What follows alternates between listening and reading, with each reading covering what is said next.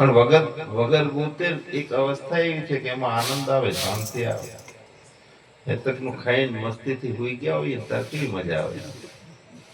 હે આવે આવે.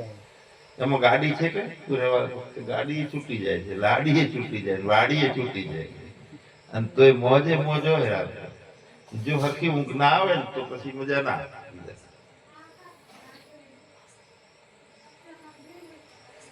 ઈશારો એ છે કે વસ્તુમાં સુખ છે કે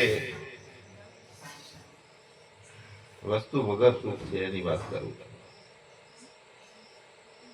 પદાર્થોમાં સુખ આપણને સુખ જોઈએ છે પણ સરનામું ખોટું પકડ્યું આપણે.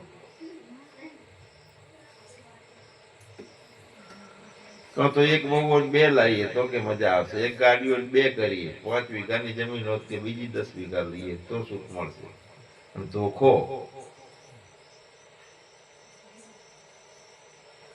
$5000 કરોડ નો માલિક હોય ને એ દુખી છે પૈસા.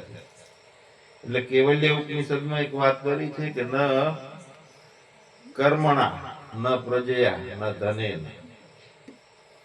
એટલે ગમે એટલી ઉપાસના કરશું, ગમે એટલા ભજનો કરશું, આખી જિંદગી ગમે એટલા વગાડશું, પણ દુઃખ નિવારણ નથી થતું. એટલાથી ટેમ્પરરી આનંદ આવે, બગઈ વળગતી બંધ થાય, ચિંતા બળતરા બંધ થાય થોડી વાર, પાછું એનું ચાલુ થઈ જાય.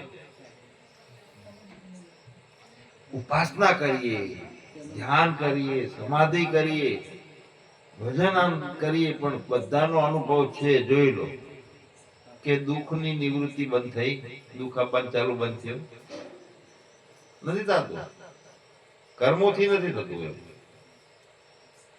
પ્રજયા અહીંયા લાખો લોકો કથા સાંભળે છે,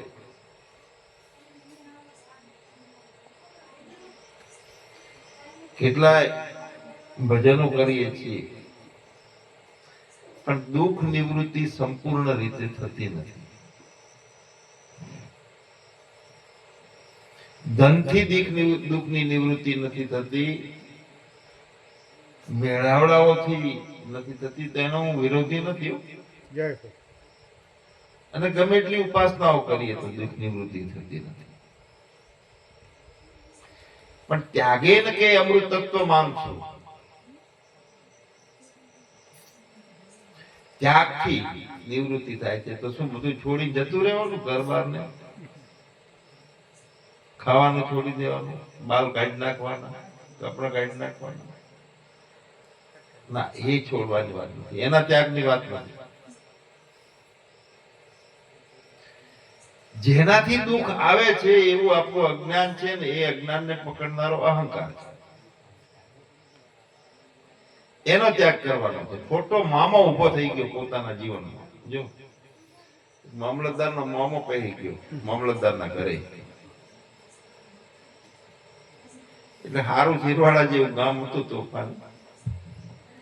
બધા છોકરા શરત મારી કે નવો મામલતદાર આવ્યો છે ને, ઓગળ તાલુકો નવો બન્યો, એટલે મામલતદાર ને છેતરી આવે એને 5000 રૂપિયા એના. એટલે એક જણો તૈયાર થઈ ગયો કે આપણે છેતરી આવીએ મામલતદાર. બીજા દાડે 2 જોડી કપડા નાનકડી થેલી લઈને પહોંચી ગયો મામલતદારની ઓફિસે. પટ્ટાવાળાને કીધું સાહેબ છે આજે મામલતદાર સાહેબ? કે હોય. કહો કે તમારો મામો આવ્યો. મામલતદાર ને બિચારા ને મારે તો મામો છે નહીં, જૂની પત્ની હોય એનો કદાચ હશે, એ ઓફ થઈ જાય, નહીતર નવી નો હશે મામો, પણ કોક નો મામો હશે. એવું પેલો થોડું જૂઠું બોલે, એટલે કે આવો બોલાવો. બોલાયા તો ચા પાણી શરબત સમાચાર પૂછ્યા, ઘરે ફોન કર્યો મેડમ ને કે મામા આયા છે, ઘરે મોકલું છું, સારું આગતા સ્વાગતા કરજો બધું એમને, આજે એમને જે ભાવે બનાવજો ખાવાનું. પટ્ટાવાળા ગાડી લઈને લઈ લે કે જા મામા ઘરે મળીએ. મામા તો ગયા એટલે તો એને છોકરું હતું તો હલુલું હલા એ ચોડવાનું ને બીજું વાહ વાહ ને વહુને બટા બટા કરવાનું ચાલુ કર્યું.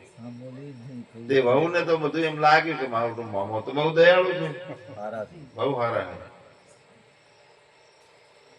પેલો કપડા હંકેલે ને આ વાસીદું વાળી નાખે છોકરાને સાખી સમારી આલે બજારમાં થેલી લઈને કંઈક લઈ આવે અને બોલવાનું મીઠું રાખ્યું એટલે મજા આવી. બે દાડા થયા મામો કહેવાય તાર હું જઉં. નાના મામા રહો ને, તમે કેટલા વર્ષે આયા છો, અમે હવે તમારે શું આમ તો નિવૃત્ત છું કે હા નિવૃત્ત છું તો પછી વાયરો તો હમણાં શું કામ છે જઈને કઈ દુઃખ હોય કહો કે ના દુઃખ નથી. રાખ્યા મામા રહ્યા હવે 5 દાડા 10 દાડા 15